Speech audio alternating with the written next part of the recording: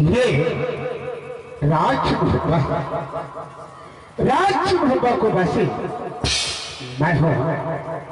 मेरा नाम अमरपति आल्हा। ईश्वर को दया से मैं दो भाई का भुआरी। मेरे छोटे भाई मनोज का नाम रणवीर उदल है। रणवीर उदल को दोस्त का नाम देवनगर है। वो पारीगर को रहने वाले। आज वो दोनों को राजमहबा से निकले हुए एक सप्ताह हो चुका है कि 2 रोज को मेहनत लेकर के गया था। जो भैया में दोनों दोस्त 2 रोज के अंदर अंदर में लौट को वापस घर आऊं। आज उनको एक सप्ताह हो रहा है। अफसोस है इस बातों को। राजमहबा के अंदर रुदल का घर ना तो दिल पर चैन, ना तो आंखों में नींद, खाना तक हराम हो जाता है।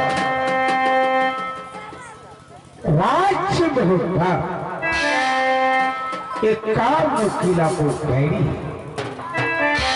जिसमें पारसमणि पत्थर है।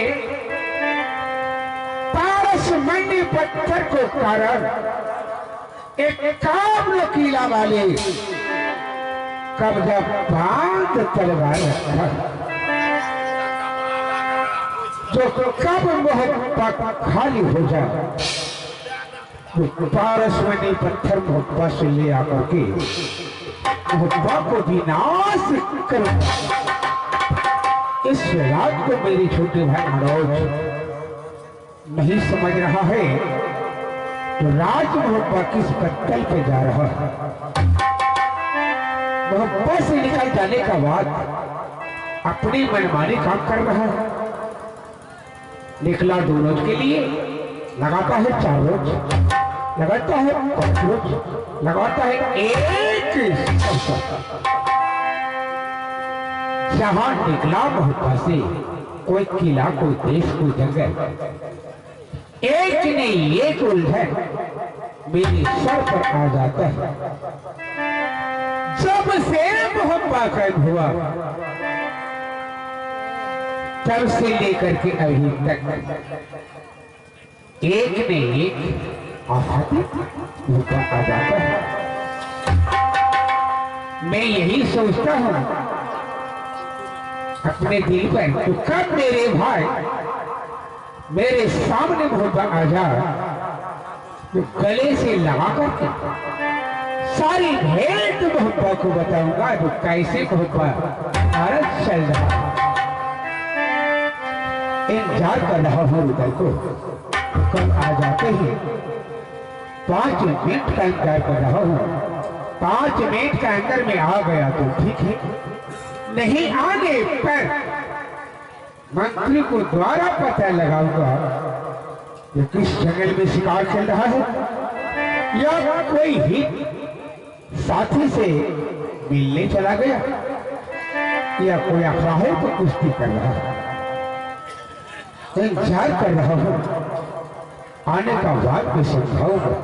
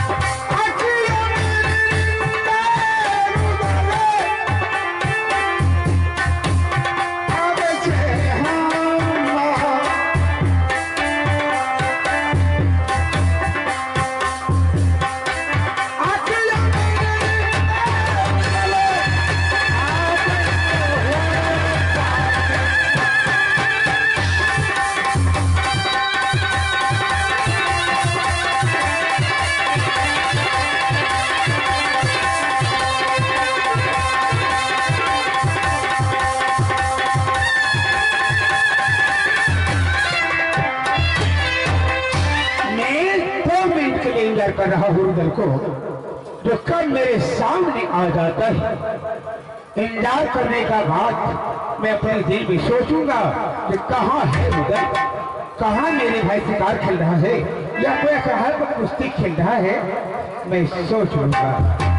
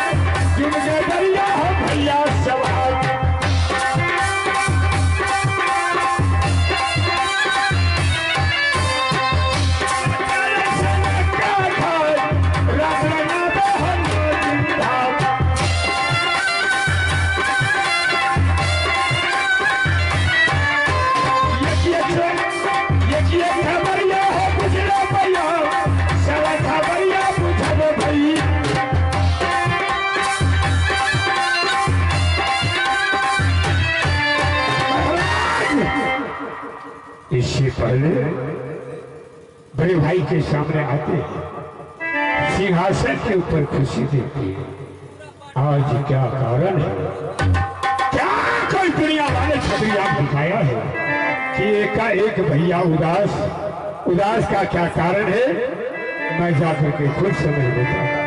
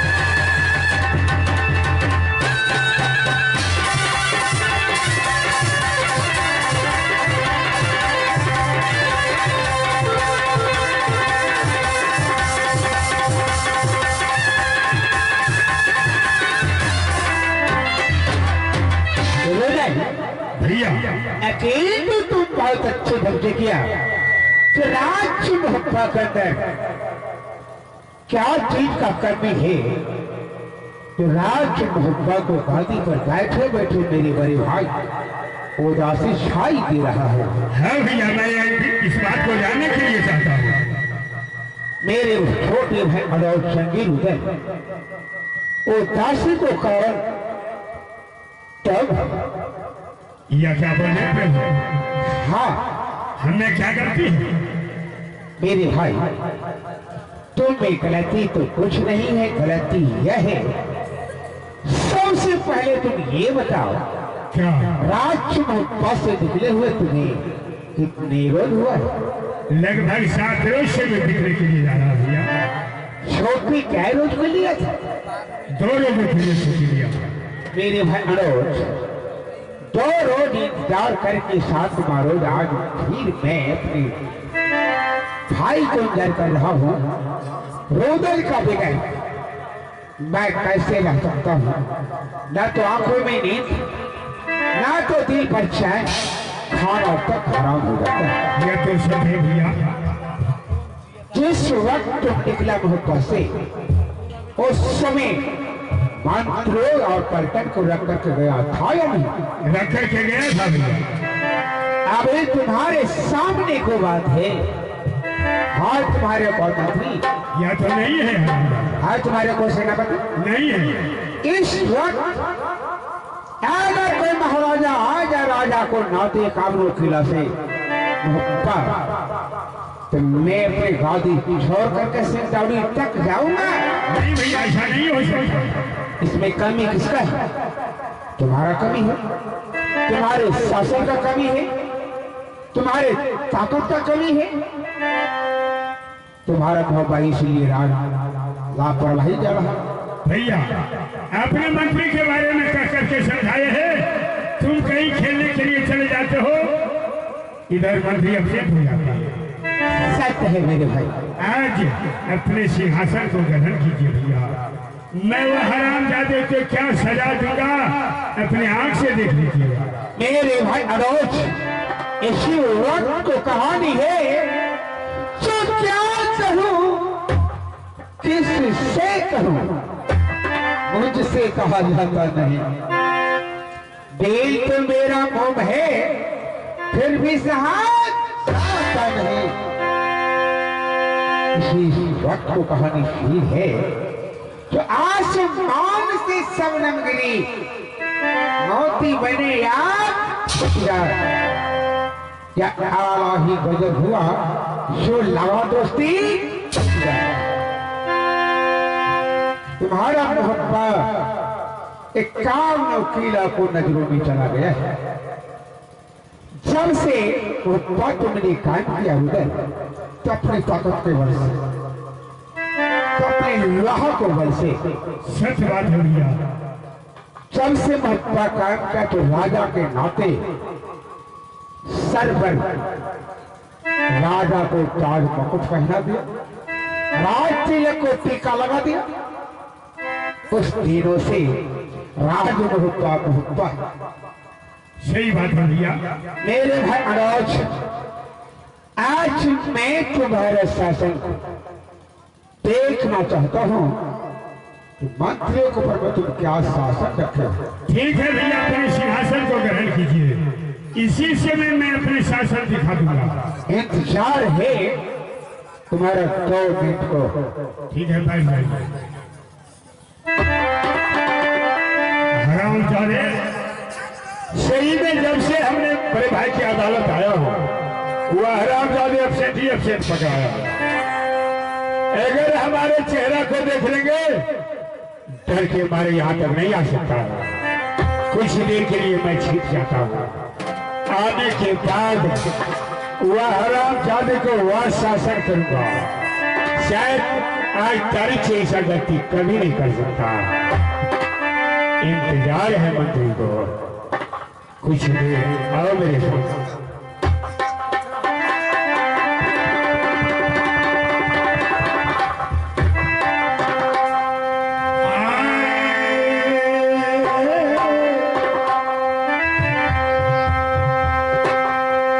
सदा भवानी छोरा बहिनी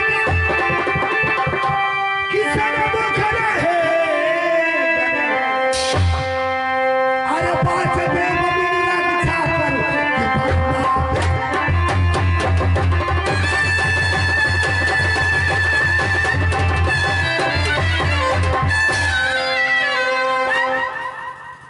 छोरा हमसे आकर के कहते हैं देखने के ना रे आता गलती किया करे तू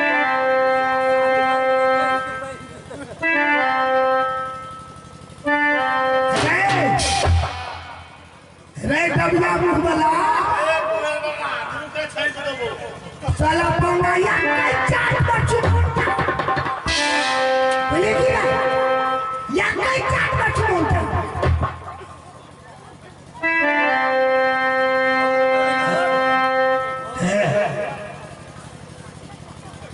बुलबुल साला पोके तोरा बाप हमार खालियो भरोसा करे छोई दुआरा एटा गप पहली है ठीक काका हो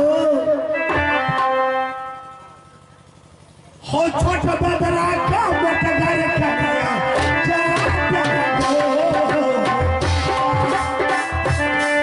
हो काका लाख टाका ले हक हो काका हो लाख टाका ले हक हो छोट बदरा का बटगर का लिया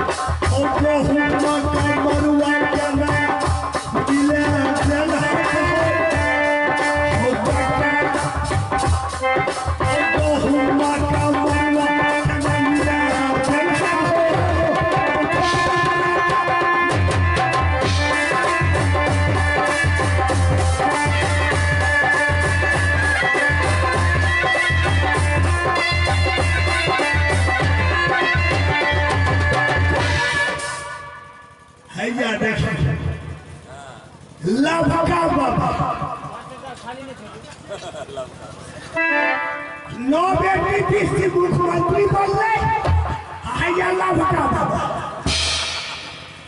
जी उनका तरफ से हमारा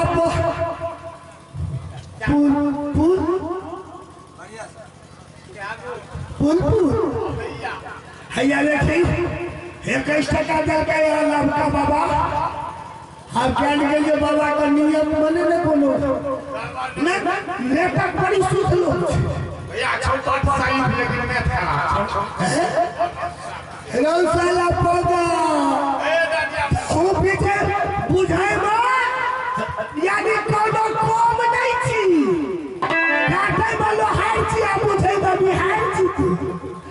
अच्छा बुलबुल अकरा हो कंगाल पे तो जवाब क्या लीजिए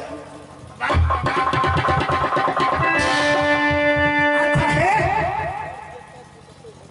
आता है अच्छा एक बात पूछियो तो भैया पूछा नहीं बात है क्या देखी बढ़िया से देखिए अच्छा एक बता दरबार का हमरा केना की हालत है भैया कोई नहीं छा कोई नहीं दुलरा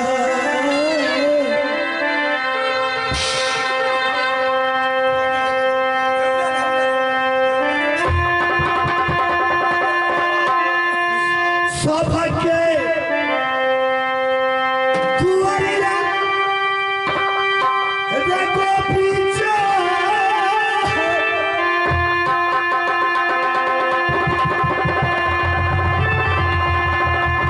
अरे मानी जा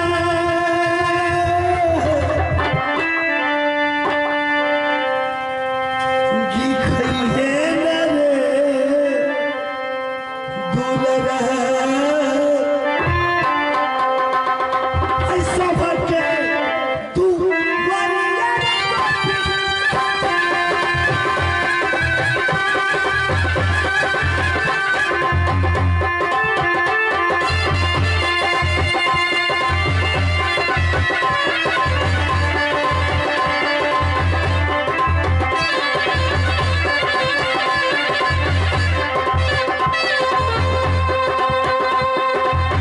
ऐसा भटके तू वरिया को पीछे आई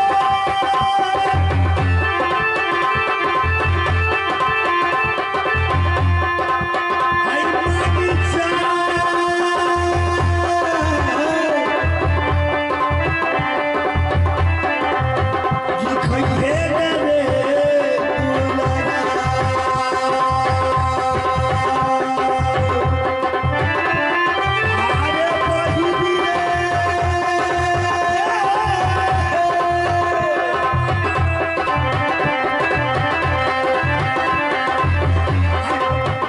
बहिनी रे दुआरिया बेटी चोपड़ा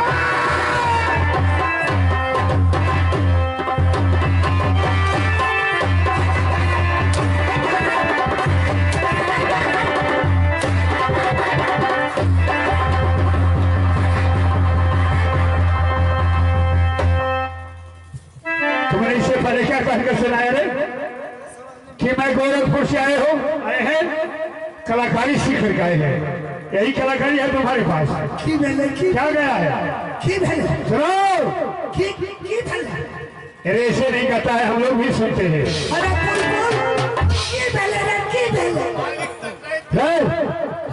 उठाओ इसे सरल में उठाओ ऐसे नहीं कहता है हम लोग भी सुने हैं सबके दुआरिया रे गोपी चलता मांगी चांगी खई है रे बेटा से कहलिए ना मेरे बात को पहले सुन लो से कहलिए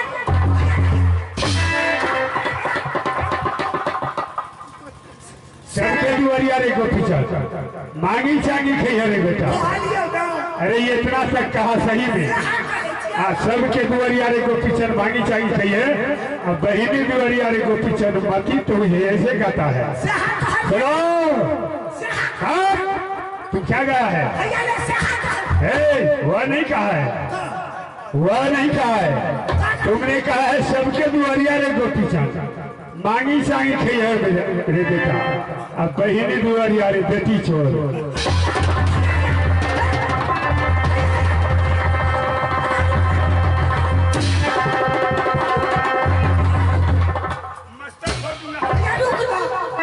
बकवास करने का कोशिश मत करो भाई तारी से गलती कभी नहीं होगा गलती किया है ना चलो खान पकड़ो गलती तुम क्या है कि नहीं गलती का सजा हम लोग देना चाहते हैं चलो खान पकड़ो गलती का सजा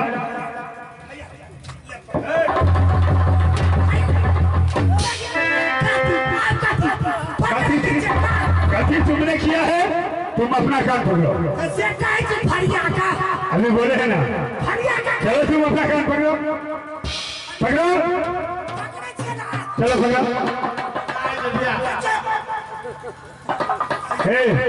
सही में कान पकड़ा है कि नहीं? 5 बार उठो बैठो, 5 बार उठ बार फुलफुल भैया करते बच्चे की करबे बच्चा पूछियो ने की करबे बियाह करे के माफ करी करबे न तो हत्ते लोग मरे छै कनियो दादा डरावे की कुछ नहीं। कनियो पैर भी लगे। अरे एक भी पैर भी काम नहीं करेगा। कान पकड़ के 5 बार उठो बैठो। अगर मास्टर से विचार लेना है तो ले लो। कोई बैठ ले तुम बैठ ले ना 5 टका दे छी भाड़ा तो दे कोई चलो कान पकड़ के 5 बार उठो बैठो। मैं किसी का पैर भी नहीं सुनूं। चलो जल्दी करो। जान मरा दे रे हया कर छिया ना बे कई पे रह छिया तब कहि छै कर न कर।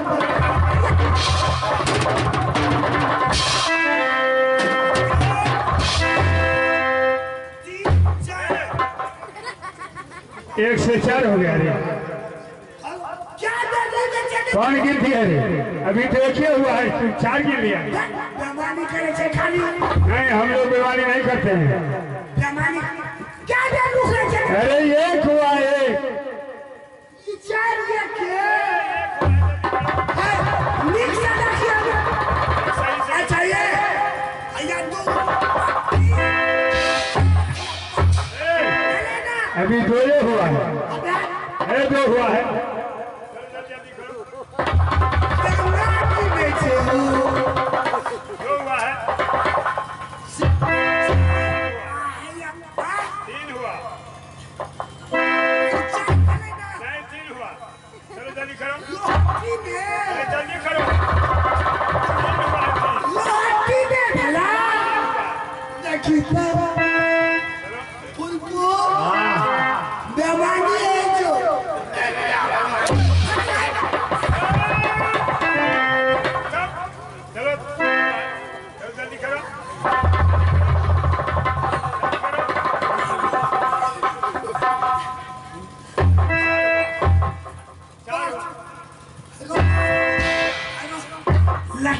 गलती माफ हो गया।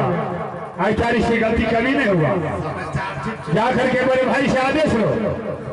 है मंत्री, अरे बड़े भाई से आदेश लो। महोदय के अंदर क्या सब होना चाहिए?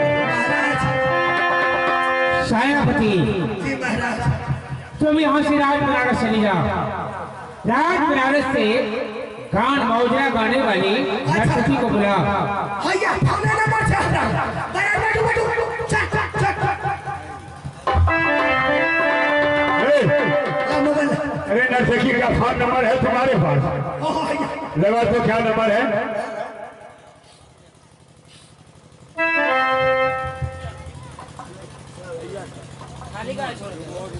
हाँ हेलो 95 505 94 456।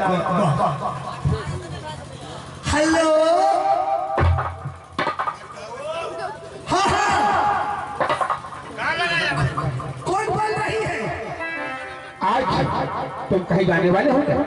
भैया इसे आप आजाद करते थे तो हम 2 रोज के लिए कहीं शिकार खेलने के लिए चले जाते। या नहीं आपका आदेश है, हम लोग वही काम करते। मेरे भाई अनुज जंगल उदय, तुमने लड़ाई लड़कर के सूरजकुंड से आया। लड़ाई लड़ने में तुम्हें बहुत थकावट हो गया होगा। आज तुम हवा में ही रहो, नैना वाली को लाए हो। ठीक है भैया, आप इंतजार कीजिए। अब भाभी नैना गरवाली का याद करते हैं तो अभी इसी समय में बुला दूंगा। तुम्हें राजमहल का सूरज कुंड से नहीं लाना चाहिए था। तुम्हें तो सूरज कुंड से छुड़ा करके लाया, ठीक है। तुमको राज नैना को पहुंचा देना चाहिए। राजमहल के अंदर ले आए हो। मैं राजमहल के अंदर इसको मैं रखने के लिए मजबूर हूं। भैया ऐसा क्यों बोल रहे? हार गए। अच्छा होगा इसमें तुम नैना वाली को शेख नहीं राजा महिपाल को दरवाजे राज नैना को पहुंचा। ठीक है भैया, मैं भाभी नैना गढ़वाली के पास जा रहा हूँ। जैसे आप कहते हैं मैं ऐसा बोलूंगा।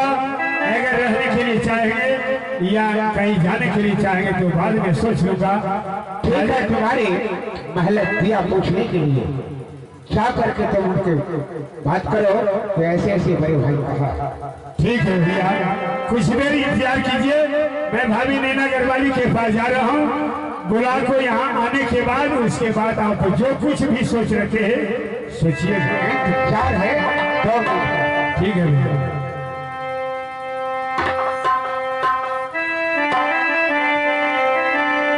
भैया आज भैया हमसे नाराज है। समय तो बीत गया। इंद्र और इंद्रजीत दोनों लड़का बगीचा गेंद खेलने के लिए गया। एक फल के कारण इंद्र कुमार इंद्रजीत को पिटाई किया। ये मासूम बच्चा था, वह न रोते रोते मोरंग गढ़वाली के पास चले आया। यही अपने बेटा को पिटाई देखा मोरंग गढ़वाली आवेश में आकर के 2-4 गाली दे दिया। गाली देने के बाद भाभी नैना गढ़वाली किसी को बात को नहीं मान करके बिना कहे बिना पूछे मोरंग गढ़वाली को पिटाई शुरुआत हो गया। मोरंग गढ़वाली आवाज लगाए, मैंने दौड़ करके सामने आया। मैंने कहा, हे महारानी, कौन सा गलती मोरंग गढ़वाली कर दी है कि इतना बड़ा सजा दे रही है। किसी को बात को नहीं मान करके हमें भी धक्का देना शुरुआत कर दिया। किसी को बात को नहीं मान करके मोहब्बत से निकाल दिया। और उधर मोरंग गढ़वाली बेटा इंद्रजीत घर से बेघर हो गया। भैया जंगल में दर की ठोकर खा रहा। फिर भी इसी बीच में भाभी नैना गढ़वाली सूर्यकुंड मेला देखने के लिए चली गई।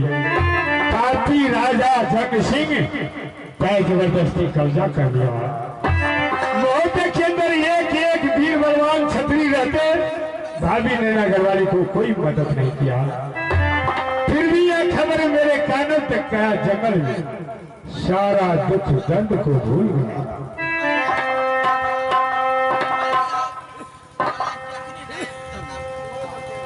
सारा दुख दर्द को भूल जाने के बाद मैंने अपने हाथ का लोहा उठाया,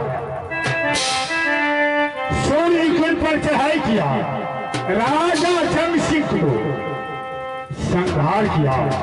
भाभी नैना गढ़वाली को इज्जत और प्रतिष्ठा बचा करके मौका लाया। जो ही इस बात को भैया आला सिंह सुने हैं कि नैना गढ़वाली को सूर्यकुंड से लाया है, वह रखने से इनकार जा रहा है। ये हमें कह रहा है कि मुगल तुम्हें नैनागढ़ भिजवा देना चाहिए, मोहब्बत क्यों लाया।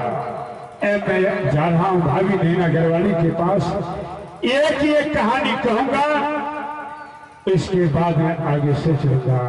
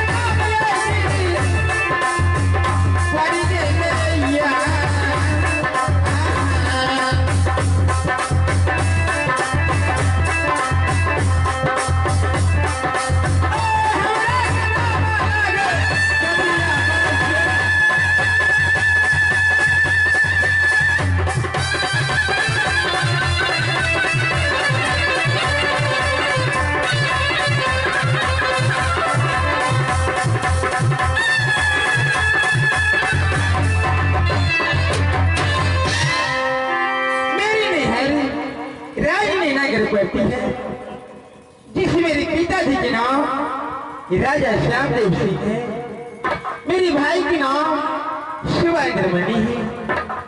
किसी छोटे भाई के नाम लहरे कुमार और मेरे नाम ने मेरी मां रखी है छठी की रात में सती सुन।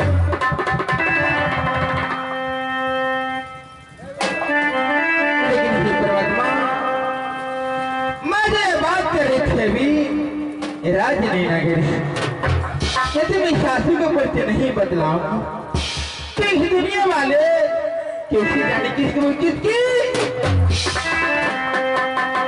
आजा दीदी सब सुन लिए। अरे जी हमार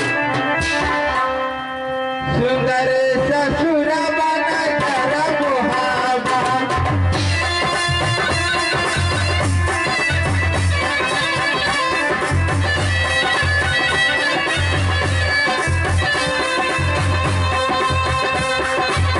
दीदी ये सुन लिए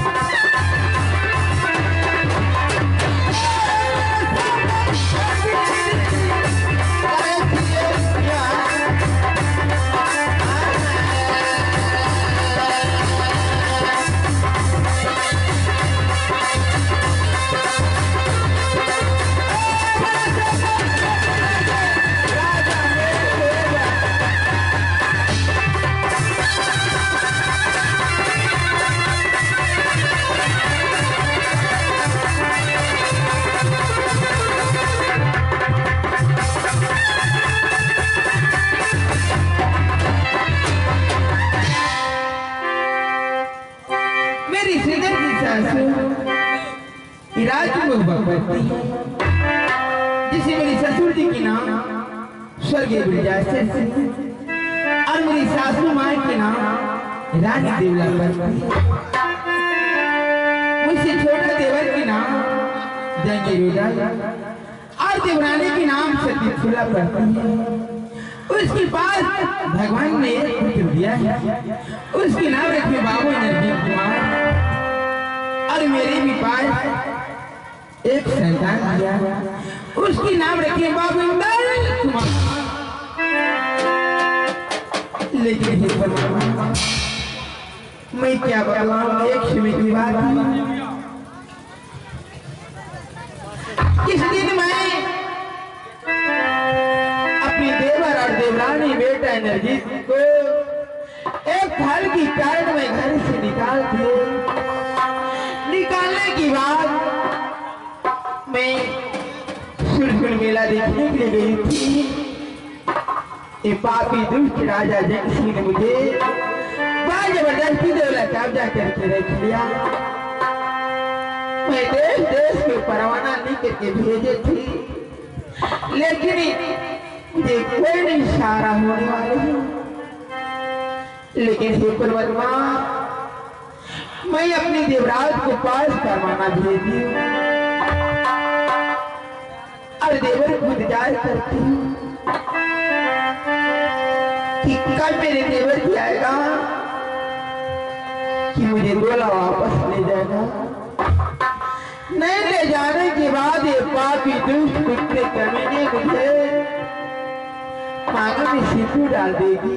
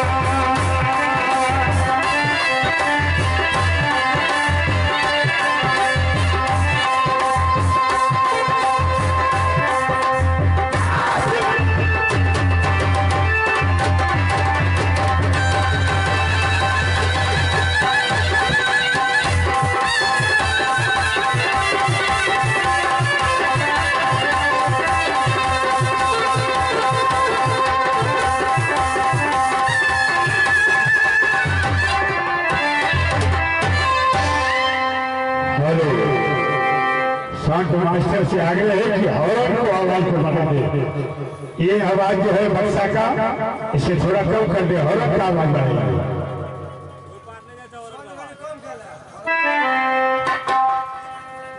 प्रेमी सजनों, मेरा ही राज्य मोहब्बत पड़ता है। मेरे पिताजी का नाम राजा मिर्जा सिंह है।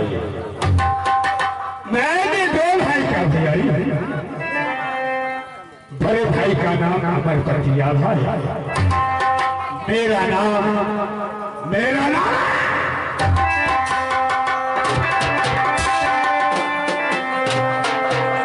एक आम नखीरा के अंदर मेरे नाम से जानकारी है, मगर अफसोस होता है इस बात पर। जब से दोस्ती द्वारा धरी प्रेमानंदर के साथ हर हमेशा साथ ही साथ रहा करते थे। एक समय की बात है, हमसे बोला कि दोस्त मैं राज पहली कुछ ही जरूरी काम से मैंने अपनी दोस्त को केवल 2 रोजों के लिए छुट्टी दे दी। आज लगभग 7 रोज से बीत गया, पुनः लौट करके राजधानी से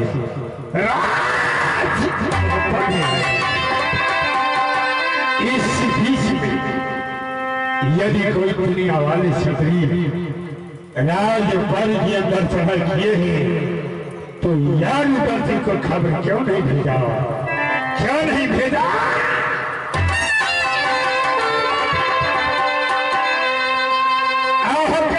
छतरी दोस्ती कहा का सुबह हुआ तो पहली पर क्या चाहा, क्यों न खबर दोस्ती भेजा राजी मोहब्बत तो लूटा लगती है पाई गहराज।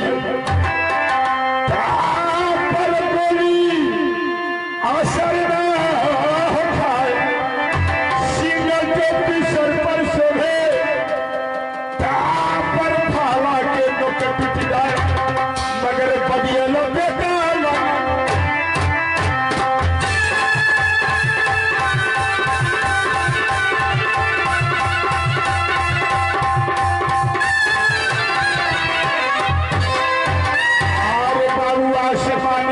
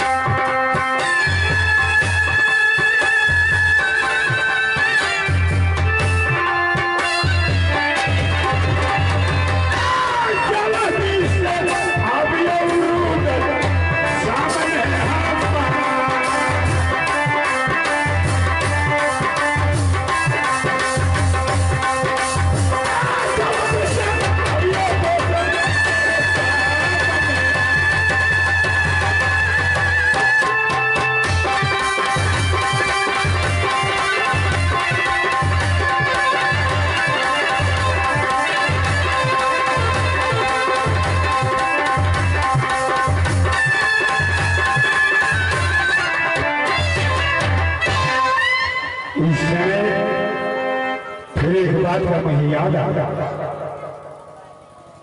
बचपन टाइम का कहानी जिस समय मैं माँ के ओदरे से पैदा हुआ, माँ के ओदरे से पैदा लिए हुए समय 6 रोज हुआ था। बड़े भाई अमर पतिया था, वो 6 साल का था। उसी समय की कहानी है। मेरा चचेरा भाई काल गुरु मेरे पिताजी को धोखा सिखा दिया। मार देने के बाद राज अपनाने के लिए ये सोचा नाग का बेटा कभी ढोंढ नहीं पड़ता, हो न हो। अरे भैया इनको को बंद कर दीजिए, इनको हाँ हाँ करता है, हम लोग सुनते हैं।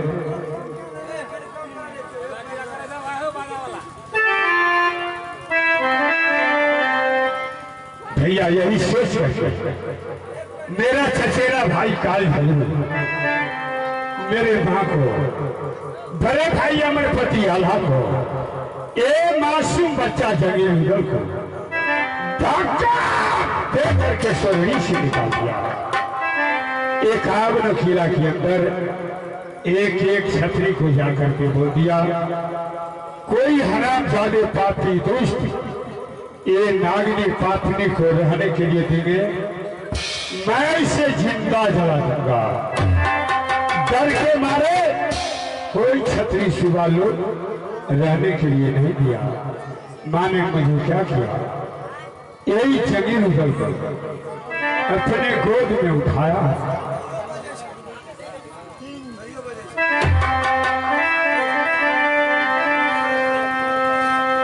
यखिया से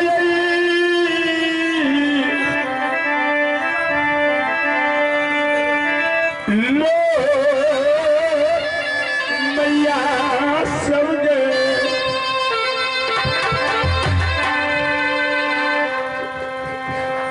बहल कैसे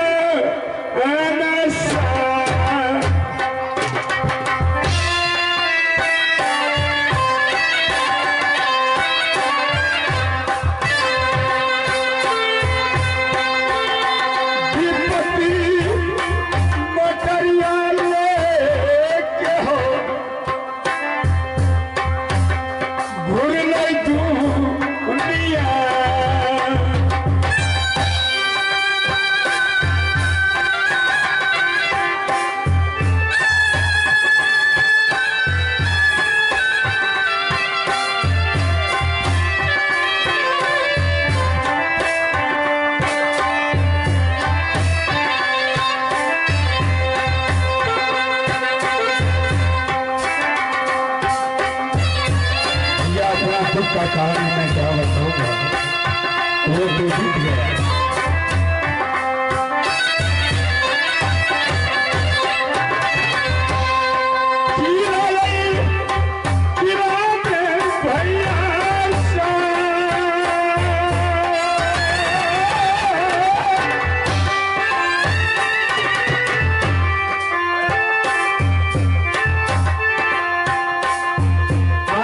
Putri bisa kita kunci. Guru Syahada